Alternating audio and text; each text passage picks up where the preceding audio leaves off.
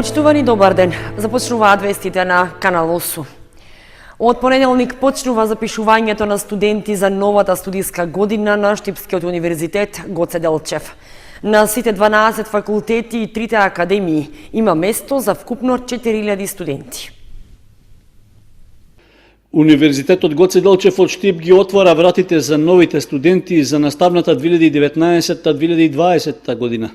Од понеделник започнува првиот рок за запишување на бруцоши на вкупно 13 факултети и 3 академии, што се во негов состав, а универзитетската управа вели дека подготвено ќе ги дочека сите кандидати. На завршените средношколци од целата држава на располагање им стојат вкупно 4000 слободни места. Тоа сакам да ги повикам сите завршени средношколци кои имаат намера да стекнат квалитетно образование во нашата држава, кои имаат намера да стекнат компетенции кои се применливи за времето кое доаѓа, да дојдат и да аплицираат на Универзитетот Гоце Делчев во Штип, бидејќи станува збор за универзитет кој дава квалитет. Вообичаено, на дел од факултетите има поголем интерес за запишување, поради што и бројот на поднесени пријави се очекува да биде поголем, вели ректорот на универзитетот. Според него, очекувано најголем интерес е да има за медицинските науки. Аспект на тоа што и веројатно побарувањето за оваа професија во Европска унија се релативно поголеми, веројатно. Колку места се таму? Тамо има вкупно некаде на околу 700 места на сите студии во рамките на медицинскиот факултет, тоа е студијска програма по општа медицина, по фармација, по стоматологија и на стручните студии што постојат во рамките. Пријавувањето за запишување на новите студенти на Универзитетот Гоце Делчев ќе трае една недела, односно до 2 септември. Во моментот на сите факултети на Универзитетот Гоце Делчев има 9000 студенти, од кои 320 се од други држави, од нив пак половината се од Турција. За новата студиска година обезбедени се вкупно 700 слободни места за запишување странски студенти. По завршувањето на првиот рок за пријавување ќе следи вториот и третиот уписен рок. Тие се планираат за средината и крајот на септември. Заврши реконструкцијата на регионалниот пат Виница-Берово. Истиот е во должина од 11 километри, а инвестицијата е на Министерството за транспорт и врски, вредна 1,9 милиони евра. Регионалниот пат од Виница кон Берово, кој што е во должина од 11 километри, а 3,5 километри од виничка страна и кој започна да се реконструира на почетокот на јули, е завршен.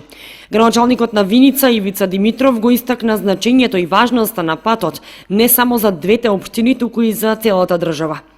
Моментално се наоѓаме на регионалниот пат Виница-Берово, кој е реконструиран во должина од 11 км. 3,5 км се на територија на нашата општина.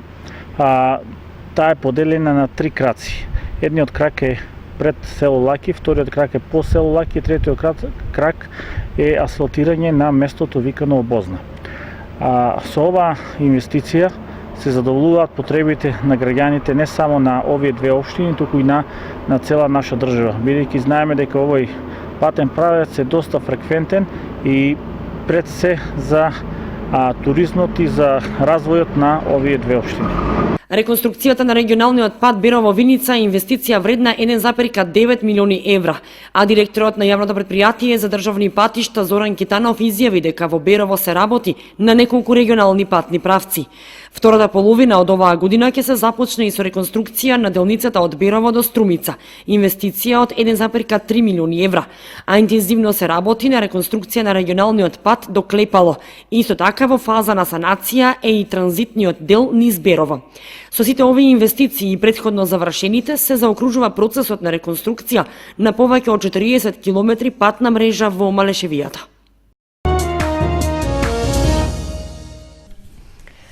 Општина Кучани во наредниот 6-месечен период ќе го реализира проектот за ангажирање лица за извршување општинско корисна работа. Веќе е објавен повикот за пријавување на заинтересираните кандидати кои треба да се од ромска етничка припадност и да се наоѓаат во евиденцијата на Агенцијата за вработување.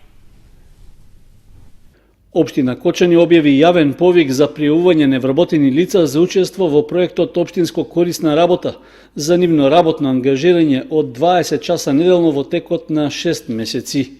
Евидентираните невработени лица кои ќе бидат вклучени во програмата за периодот додека се работно ангажирани нема да го губат статусот на невработено лице, при што истите се должни редовно да се пријавуваат во Агенцијата за вработување со цел да ги почитуваат обврските согласно законот.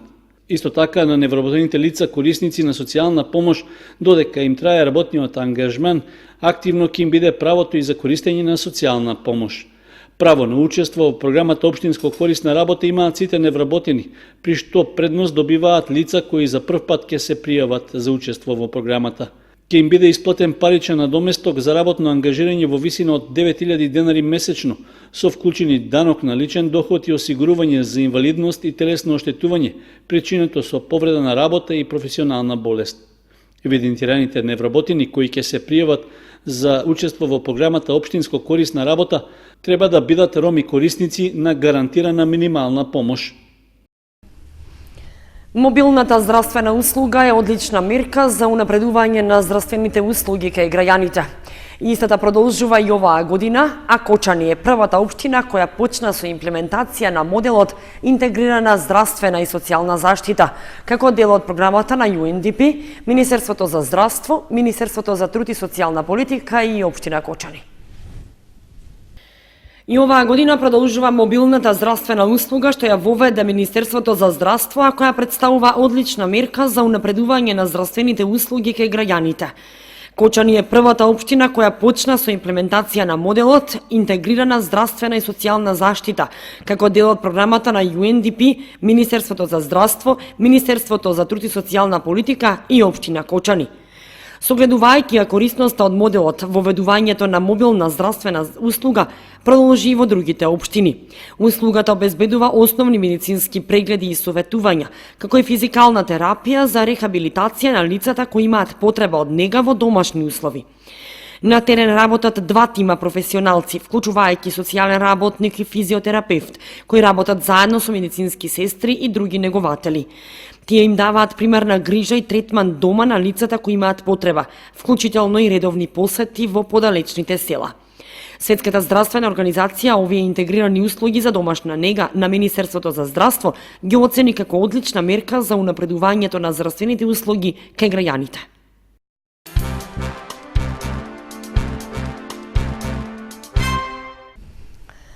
Синот на Сашко Велков, Давид Велков, со успешен настап на светски натпревар во Кина. Од вкупно 58 пријавени кандидати, тој го освои одличното 13-то место.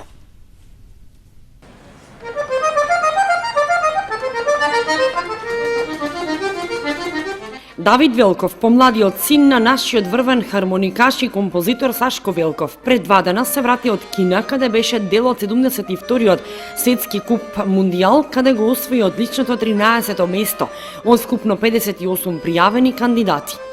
Велков на надпреварот одржан во Шенжен се надпреваруваше свирејќи класична музика во категоријата Мастерс Куп Мундијал.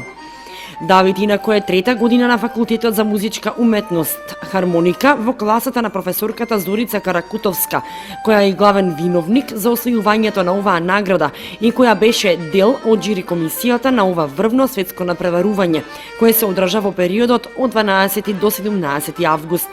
Давид истакна дека за овој надпревар се подготвувал 3 месеци, што навистина е мал период за подготовка за светски надпревар од ваков вид, каде конкуренцијата е преголема. Давид има освоено многу награди, меѓу кои и една прва во категоријата јуниори, жанр фолк музика, и тоа во соседната Србија. Таа награда му е драга, вели Давид, затоа што не е лесно паралелно да се свират два различни жанра, класика и фолк, иако признава дека засега повеќе е посветен на класичната музика. Со овој избор на Давид се согласува и неговиот татко, виртуозот на хармоника маестро Сашко Велков, кој заедно со Давид упатуваат благодарност до општина Кочани, кој финансиски помогнаа за реализирање учество во надпреварот.